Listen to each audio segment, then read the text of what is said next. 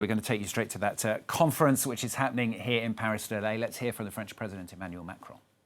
Thank each of you, and through you, all the states and organizations that you represent for your presence here today in Paris for this conference. This is a clear proof that Ukraine does not stand alone. Indeed, 46 countries, 24 international organizations have answered to the call of Ukraine and France for this moment of mobilization that we have called Standing with the Ukrainian People. Because the presence in large numbers in this room of representatives of states from all over the world, and I emphasize this, and I'd like to thank the President of ASEAN and Cambodia for being here, beyond Europe, and international organizations covering a wide range of fields, testifies to the strength of the international community solidarity in support of Ukraine. For almost 10 months, Ukraine has been resisting with courage and determination the Russian aggression started on the 24th of February. And dare I say this time openly, because let us remember that this aggression had already started in 2014 without assuming it at that time completely. But in fact, it's been 9 years that Ukrainians have been undergoing war, overt and covert. I want to pay tribute to the Ukrainian armed forces that repelled the Russian offensive against Kyiv and that have managed to take back, thanks to their courage and abnegation, so much territory. And I want to pay tribute to the Ukrainian people as a whole who, despite the horror of the crimes committed by the Russian occupiers, as in cities such as Mariupol, Bucha, Irpin, Izium, and so many others,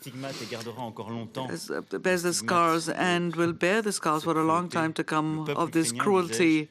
The Ukrainian people, as I was saying, continues to fight with admirable determination for their country and freedom.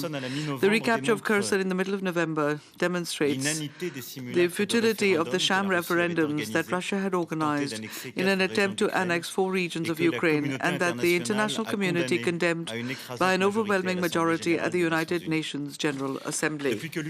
Since Ukraine regained the upper hand on the ground, Russia, whose military weaknesses, the military part have been exposed, has opted for a cynical strategy of destroying civilian infrastructure in order to bring Ukraine to its knees.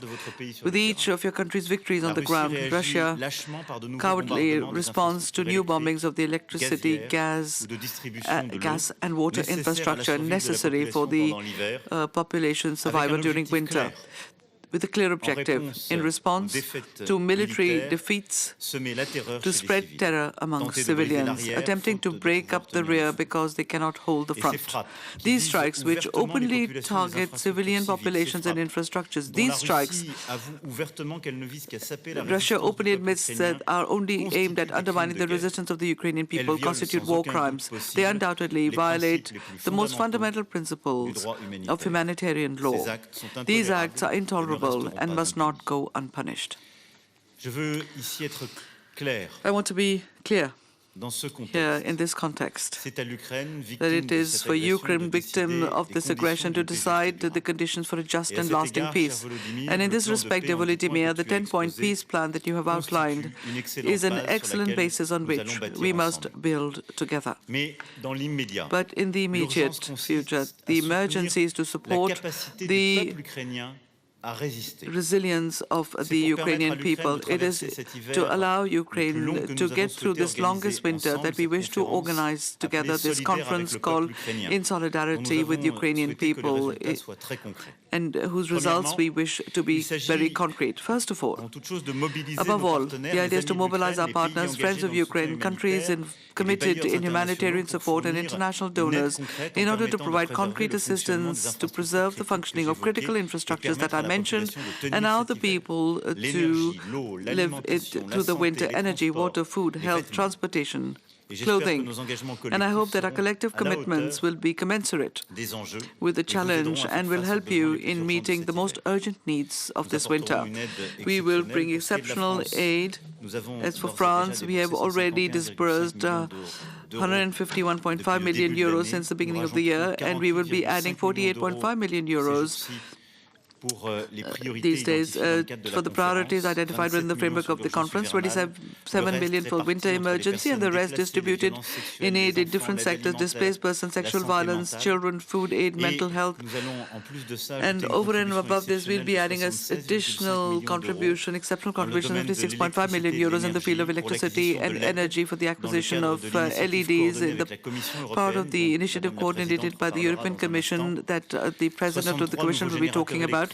63 new high-power electrical generators and several transformers, in addition to the 100 generators already delivered in November, but also additional financing for water, food aid, health, which will take the total effort of over and above of what has already been done to 125 million euros of emergency aid.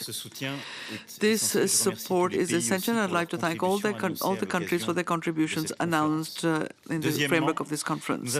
Secondly, dear Volodymyr, we have realized that the coordination of emergency aid needed to be perfected and improved in order to respond in a very operational way to the needs of Ukraine, and we were evoking this yesterday with the Prime Minister of Norway and the Prime Minister of Luxembourg. We need things to arrive concretely in the field, and this is something that we've learned from past conflicts. And other than the announcement of amounts, we need close cooperation with points of contact in all the countries in order for the aid to arrive in real time on the ground in the field.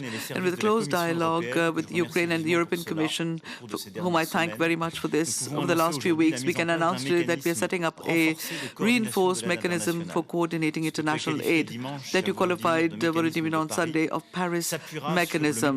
Will be taking support of the European Union Civil Protection Mechanism, which is already playing a valuable role today, and will be extended to volunteer states wishing to take part in the support effort.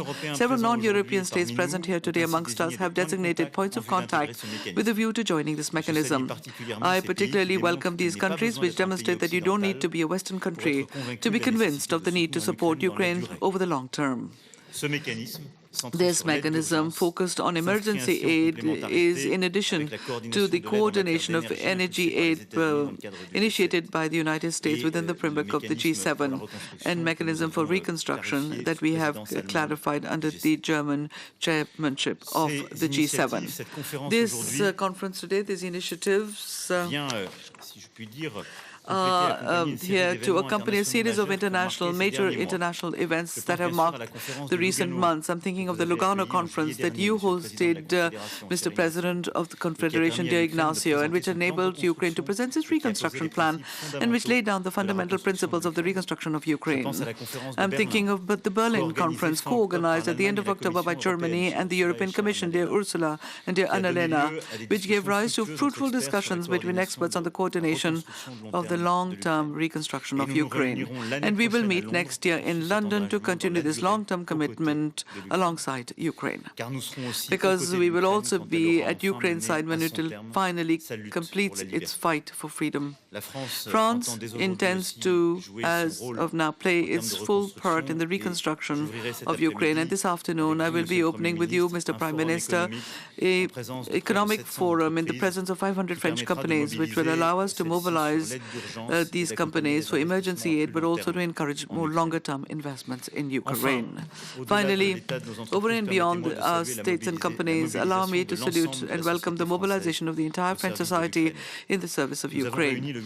On the 8th of December, we brought together around the Minister Colonna non-state actors, our local authorities in particular. Over and beyond welcoming Ukrainian refugees, 1,800 local authorities have contributed up to 9.5 million euros as an aid fund for Ukraine, and we have encouraged them to make further contributions in favor of emergency winter aid. The highest representatives of the National Assembly, the Senate, and local authorities, the French NGOs, are with us today in this room, and I would like to thank them for that. It is the French team which is mobilized, and I know that several countries present in the room are functioning in the same way, and over and beyond today's commitments are bringing support every day in a very concrete way, and I'd like to thank them for it. So this is what I wanted to say in the opening of this conference, dear Volodymyr.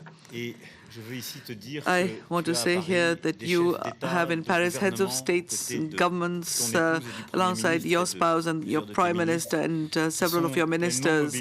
They're fully mobilized and they have the will to fight and to act in solidarity with Ukraine, and up until the last day, last minute, to hang up in there for this support, because you are carrying out the fight for your freedom, your sovereignty, but it is also a fight for the international order and for our stability of all of us. Dear Volodymyr, it is an honor now for me to give you the floor, and thank you very much for being with us once again.